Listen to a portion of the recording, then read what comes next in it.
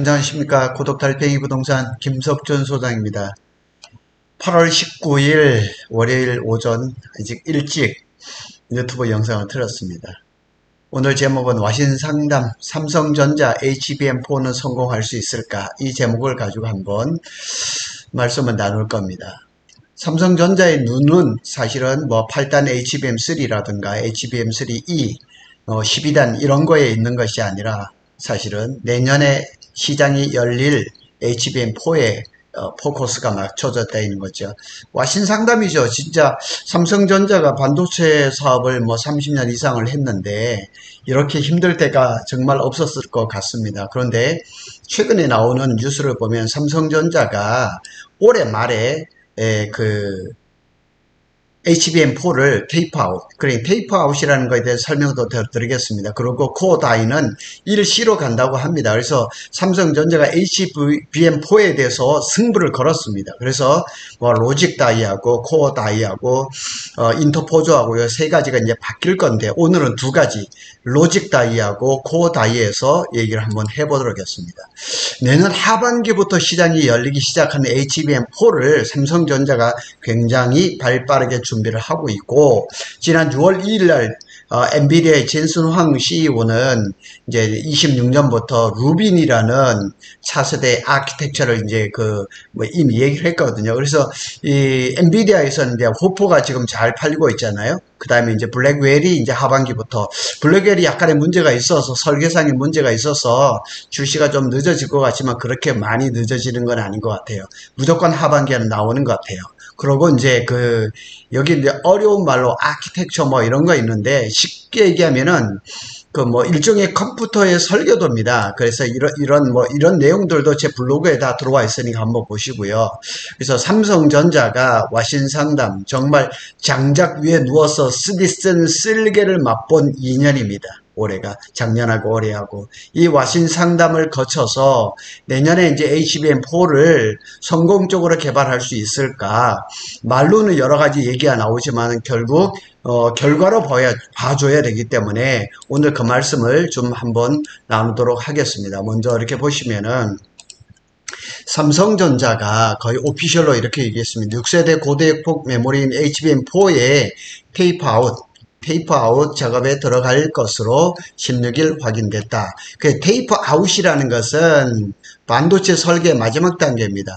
설계가 완전히 끝나면은 그 설계 도면을 어디로 보내냐면 파운드리로 제작하는 대로 이제 생산하는 대로 전달하는 거죠.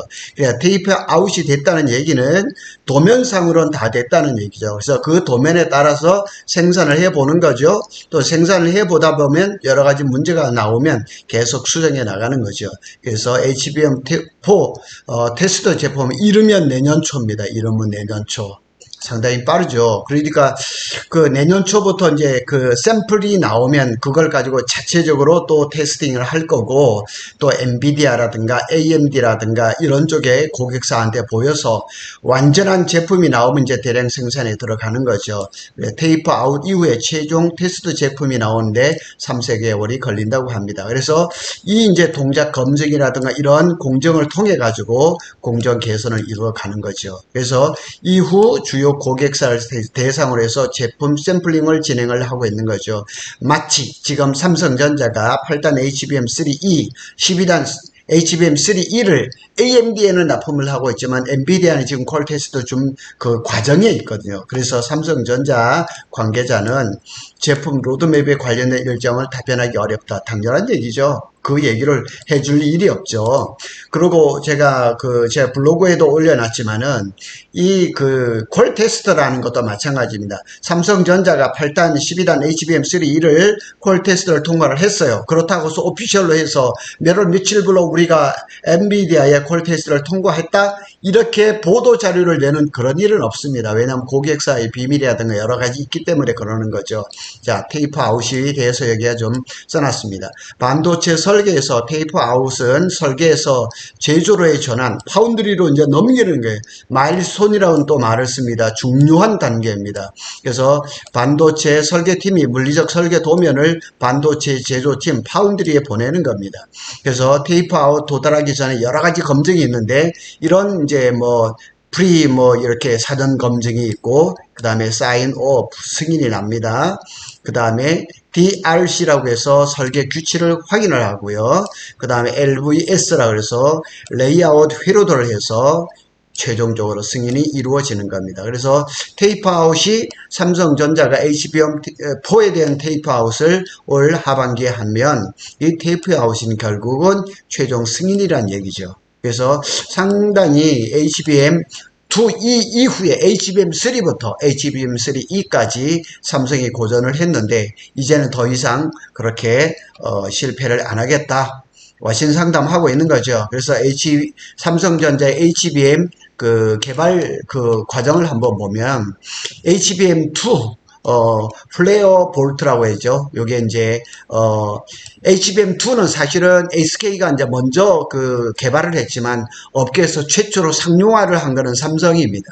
그리고 HBM2 아쿠아 볼트라고 하죠. 또 이렇게 나왔고 HBM2E 여기까지는 삼성이 잘했다는 얘기예요. 여기까지 HBM2E까지는 프레시 볼트 그래서 초당 뭐 460GB 데이터를 여기까지는 안 밀렸었어요. SK가 삼성전자가 SK 하이닉인데 그런데 HBM3부터 아이스볼트부터 밀리기 시작했던 거죠. 요 사이가 대략 2019년입니다. 2019년이니까 요때까지는 삼성전자도 이 HBM에 대해서 연구도 잘하고 투자도 잘 했었거든요. 근데 2019년에 삼성 임원진에서 잘못된 판단으로 해서 이 HBM 연구팀을 해체해버리고 나서 여기서부터 죽을 수 시작했던 거죠. HBM3 샤인볼트 그 다음에 우샤인입니다. 우샤인 뭐 육상 선수 그거 아시잖아요. 그래서 이렇게 막 그냥 뭐 보도자료도 많이 내고 했지만 아직까지 엔비디아의 콜 통과를 못한 거죠. 결국 삼성전자는 HBM4에다가 승부를 걸어버린 거죠. 그래서 HBM4를 잘 하기 위해서 삼성전자가 크게 두 가지 로직 다이하고 코어 다이를 협신적으로 이제 했다는 얘기를 오늘 할 겁니다. 제가 그래서 작은 소제목으로 HBM4 로직 다이 파운드리 경쟁 자체 생산이냐 위탁 생산이냐 요 밑에 그림을 한번 보시고 이제 로직 다이가 뭔지 이렇게 한번 보겠습니다. 요게 HBM의 구조입니다.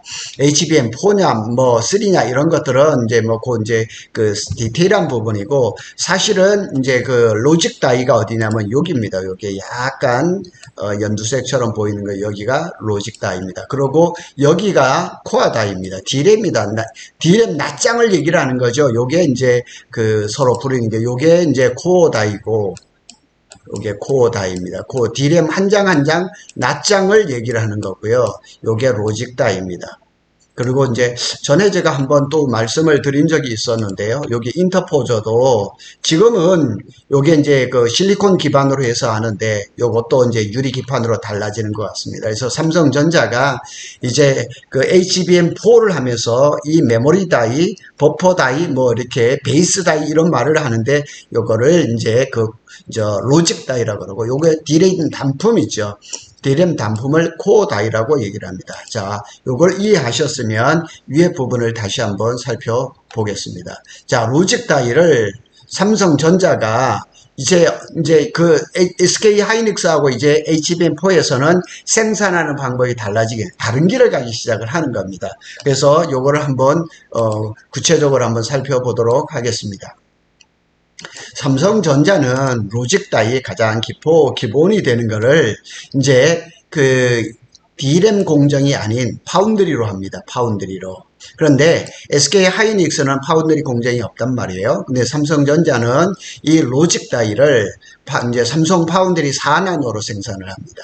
그런데 SK 하이닉스는 이제 파운드리가 없으니까 TSMC하고 협약을 맺었거든요. 그래서 5나노 아니면 12나노 공정으로 로직 다이를 생산할 것이라 이렇게 계획을 알려줬어요. 그러니까 여기서부터 달라지는 거예요. 삼성전자는 이게 삼성전자는 수직 계열화가 이루어져서 이 종합 반도체 기업이잖아요. 그러니까 설계도 하고 로직, GPU, CPU도 파운드리를 할 수가 있고 그 다음에 패키징까지 할 수 있는 기술을 가지고 있거든요. 파운드리도 당연히 있죠. 그래서 삼성전자는 이 HBM4에서부터는 이 로직 다이를 삼성 파운드리 4나노에서 직접 하겠다는 거죠.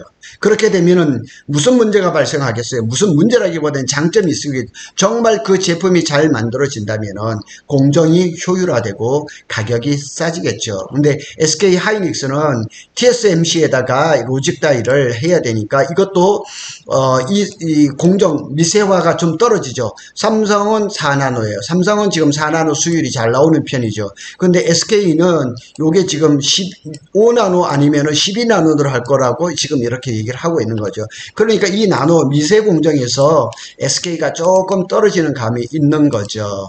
자, 한번 밑에 한번 보겠습니다. HBM4 이전에 베이스 다이, 이 로직 다이를 얘기를 합니다. 단순히 GPU와 D램을 연결하는 역할을 했습니다. HBM4부터는 고객사가 요구하는 커스터마이징이란 얘기하죠. 주문 제작이 되는 거죠. 맞춤형으로 들어가는 거예요.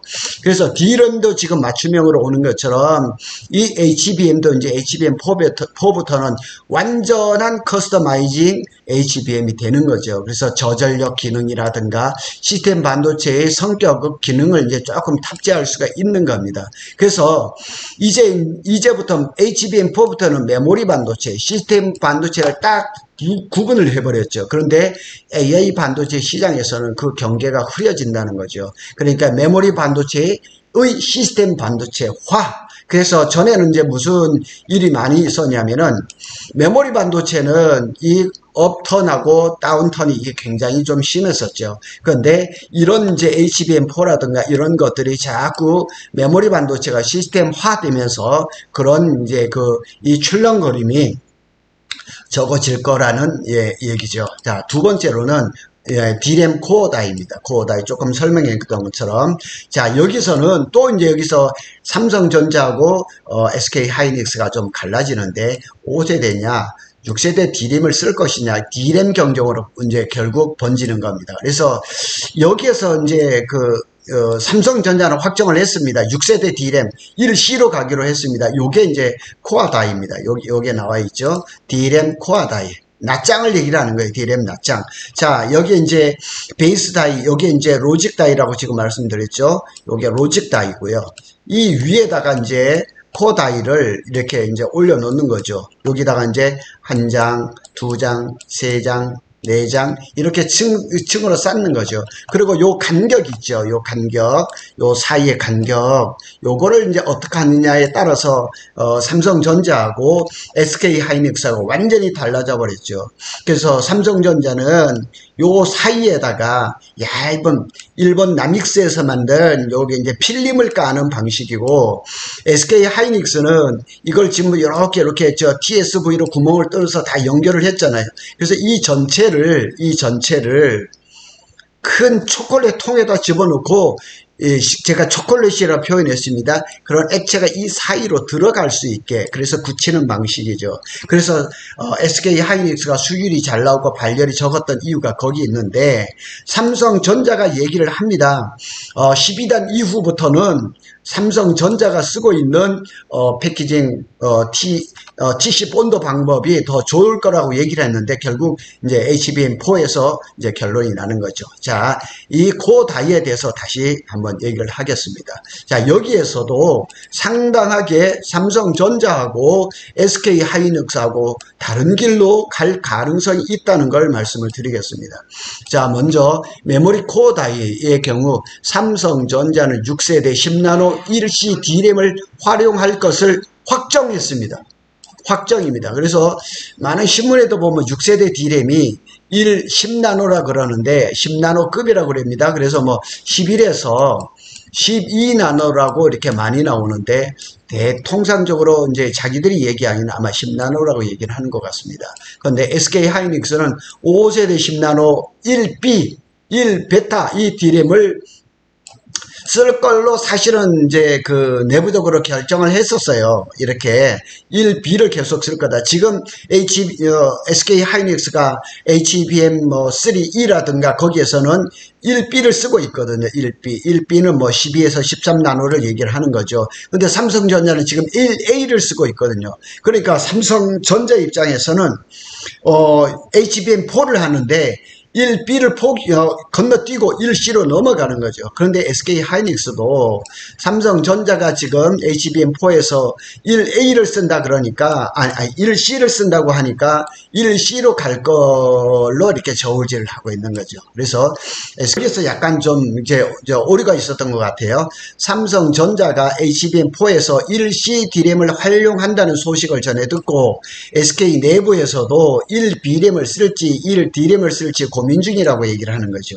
그래서 여기에서도 차이가 많이 나는 거예요. 왜냐면은 한 2나노 차이가 뭐 발열 문제라든가 그 다음에 전성비, 이 전기를 사용하는 이런 거에서 차이가 있을 수가 있기 때문에 삼성전자는 과감하게 로직 다이도 이제 그 자기네가 이제 4나노로 파운드리로 생산을 하고 코 다이도 1B를 안 하고 1C로 그냥 바로 넘어가 버린 거죠. 그래서 지금 1C를 개발을 하고 있는데요. 삼성전자하고 SK 하이닉스하고 이게 경쟁이 좀 심해요. 그래서 지난주에 전자신문에서 보도가 난 거 보면 삼성전자는 평택 4공장에 6세대 D램 투자를 확정을 했다. 메모리 전략 기지로 내년 6월에 가동할 것이라. 전자신문은 오버를 잘 안 냅니다. 그리고 4공장은 여기를 어디를 얘기를 하냐면 페이지 3를 얘기를 하는 겁니다. 페이지 3는 지금 마감 공사가 지금 들어가 있거든요. 지금 공사를 하고 있습니다. 아직까지 마무리가 된 것은 아니고 이 기사에 이렇게 나온 거 보면은 삼성전자가 평택 4공장의 P4 페이지 3죠. 6세대 D램 라인을 구축한다. 6세대 램 1C를 얘기를 하는 거죠. 6세대 D램은 1C로 불리는 10나노 초반대의 차세대 D램이다. 최근 P4 내노 플래시에 이은 D램 라인 투자까지 확정한 것으로 급증하는 메모리 수요에 대응하기 위한 삼성전자의 증설이 시작되었다. 제가 제 이 유튜브를 통해서 여러 번 보여줬거든요. P4의 낸노 플래시는 페이지 1입니다. 가장 먼저 마감 공사를 한 페이지 1을 얘기를 하는 겁니다. 요거는 지금 장비가 많이 들어와 있어 가지고 곧 아마 가동 소식이 들어있을 거고요. 6세대 D램은 페이지 3에서 생산이 되는 겁니다. 페이지 3는 지난 5월 달부터 설계가 들어가면서 마감 공사가 들어가 있거든요. 그리고 추석 이후에 대규모 전기라든가 설비팀이 여기에 투입이 될 예정입니다. 그리고 전자신문의 보도대로 내년 6월에 이 페이지 3를 1C D램으로 생산을 하려면 반도체 장비가 리드 타임이라고 있거든요. 발주를 줘서 그걸 다 살펴보면은 적어도 지금쯤 반도체 장비 아마 발주를 준 것은 아닌가. 줬을 거라고 아마 얘기가 되는 거죠. D램 장비는 그렇게 특별할 게 아니거든요. 이게 EUV처럼, 하이 NA EUV처럼 그런 건 아니니까. 그래서 8월 11일 업계에 따르면 삼성전자는 평택 캠퍼스 P4 페이지 3에 D램 공정 장비 반입을 준비하는 것으로 확인됐다. 이런 확인은 어디에서 이루어지냐면요. 삼성전자에서는 절대 얘기를 안 합니다. 그럼 누구냐? 반도체 장비업체 있죠. 장비업체들이 수주를 하면은 뭐 이렇게 전자 공시를 한다든가 그런 쪽에서 이렇게 나오는 겁니다. 내년 6월 가동을 목표로 본격적인 라인 구축에 착수했다. 리드 타임, 요건 제가 쓴 겁니다. 상품의 주문 일시와 인도 일시 사이에 경과돼. 그러니까 D램의 식각 장비를 만일 이렇게 발주를 줬다 그러면 그게 라인에 딱 들어오는, 배달돼서 들어오는 그 시간을 얘기를 하는 거예요. 그래서 이 리드 타임이 최근 몇 년 동안 상당히 길어졌어요. 몇 개월 안에 들어오던 장비들이 그냥 막 1년이 넘어지고 이런 막 일들이 많이 벌어졌기 때문에 아마 벌써 이미 내년 6월 가동이라 그러면은 발주를 줬다는 얘기죠. 그리고 이제 또 이거는 삼성 소식이었고요. 하이닉스에서도 또 움직임이 있는데 SK 하이닉스는 D램 증설 투자 장비를 발주를 시작한 거예요. 여기도 어디냐면은 공장이 다 이제 만들어져 있는 이천의 M16을 얘기를 하는 거죠. 요게 이천의 M16 공장입니다. 이 공장에다가 D램 라인을 지금 이제 증설을 하려고 하는 거죠. 당연히 HBM4 때문에 그러는 게 있죠. 그래서 여기에 이제 1B를 할 건가, 1C를 할 건가는 아마 최종적인 결론이 있어야 되겠지만은, 이게 아마 삼성전자가 1C를 하기로 결정을 했기 때문에, SK 하이닉스도 아마 그쪽으로 가지 않을까, 이렇게 얘기를 하는 거죠. 그래서 SK 하이닉스 쪽에서 이런 얘기가 있습니다. HBM4 코어 다이를 무엇으로 할 건지 1C D램 규모가 결정될 예정이다. 다만 업계에서는 SK 하이닉스가 최근 2000M16에 1B D램 마이그레이션이라는 거는 A에서 B로 무언가가 이동하는 거. 그러면 SK도 이제 1B D램에서 1C로 갈 수도 있겠죠. 요 1C D램으로. 왜냐하면 경쟁자인 삼성이 그냥 아주 총력 투쟁을 하고 그냥 하고 있으니까 HBM4에서 1B D램을 코어 다이로 활용할 것으로 내다봤지만은 아직 최종 결론 난 건 아니거든요. SK는. 삼성은 확정이 됐습니다. 그래서 가장 큰 고객사인 이게 인텔, 엔비디아, 그 다음에 여기 AMD MI 400, 여기는 루빈, 이런 거에는 HBM4가 들어가기 때문에 여기에서 이제 로직 다이라든가 코어 다이에서 과연 어떤 성능이 좋을 것인가에 따라서 엔비디아의 선택을 받을 수가 있겠죠. 그런데 이제 최근에 이제 제덱에서 HBM4에 대해서 뭐 스펙을 다 이렇게 공개를 했죠. 그래서 HBM4는 HBM3에 비해서 스택당 채널 수가 2배로 증가하고 그 다음에 16단 적정 스택에서 최대 32GB의 메모리 용량을 제공하고 초기 HBM4에는 아마 12단이 들어갈 거고요. 그 다음에 아마 내년 하반기 아니면 26년부터는 16층 아마 그 HBM4가 나올 겁니다. 그래서 낮은 대역폭, 낮은 전력 소모, 스택당 높은 메모리 용량을 유지하는 이런 그 스펙은 어느 정도 정해졌거든요. 그래서 여기에 맞춰서 지금 개발을 하는 거죠. 그래서 이를 위해서 삼성전자는 어떻게 했느냐? 최근에 삼성전자는 특공대를 만들었죠. 그리고 여기는 SK 하이닉스죠. 요거 살펴보고 오늘 마무리를 하도록 하겠습니다. 삼성전자는 HBM 전단 개발팀 400명을 꾸렸어요. 그래서 HBM3 12단과 HBM4를 동시에 개발하고 있어요. 그냥 이렇게 하고 있어요. 제가 아시는 분도 그 연구팀에 있거든요. 그래서 SK 하이닉스도 그냥 있지를 않죠. 1위 자리를 지켜야 되니까. 그래서 TSMC와 4나노급 공정을 활용할 것으로 예상이 되고, SK 하이닉스는 또 HBM 개발 그 인원을 이제 확충하게, 이제 인원 모집을 상당히 많이 했었어요. 근데 HBM4, HBM 쪽에, 파운드리 쪽에 그 인원을 굉장히 경력 사원들을 모집하고 삼성도 하고 SK도 하고 있거든요. 그래서 지난 15일까지 HBM 관련 경력사원 채용 접수를 진행을 했습니다. 회사가 채용할 경력사원의 주요 업무는 파운드리 공정 개선을 위한 HBM 로직 다이 수율 확보와 HBM 로직 다이 테스트. 그러니까 지금 HBM이 이렇게 수율이 잘 안 나고 까다롭고 하지만은 이 인공지능 시장이 당분간 그 시장이 엄청나게 커질 것이 분명하기 때문에 삼성전자나 SK 하이닉스나 D램이 지금 가격이 좋아서 잘 팔리고 있지만 그것도 그렇지만 HBM에 또 집중할 수밖에 없습니다. 요 그림은 삼성전자 P4입니다. 그래서 제가 조금 전에 말씀드렸던 것처럼 여기는 이제 낸드 플래시가 이제 가동을 앞두고 있고, 여기가 이제 삼성전자는 1C D램을 생산을 할 거고 내년 한 6월쯤에 생산을 할 예정으로 지금 마감 공사를 하고 있고, 거기에 이제 경쟁하는 거죠. 2000M16 여기에는 이제 D램인데 1B D램이 될지 1C D램이 될지 아마 SK에서는 공개적으로 얘기는 하지는 않을 거예요. 그렇지만 이런 물밑 경쟁이 아마 치열하게 벌어지고 있다는 사실이죠. 자, 위로 한번 보시면 제가 처음 요구했던 것처럼 와신상담 삼성전자는 HBM4에서 승부를 걸고 있거든요. 성공할까요? 성공해야죠. 당연히 해야 되는 거고, SK 하이닉스도 당연히 HBM4에서 좋은 성능의 제품을 만들어서 엔비디아, AMD에 서로 다 납품을 하고 두 회사가 잘 돼야지만 한국 경제도 잘 될 거라고 생각이 됩니다. 구독 달팽이는 SK 하이닉스와 삼성전자의 반도체 소식을 발빠르게 전해드리겠습니다. 이와 관련된 부동산 소식도 간간히 전해드리고 있습니다. 많은 구독과 좋아요는 구독 달팽이의 큰 힘이 됩니다. 감사합니다.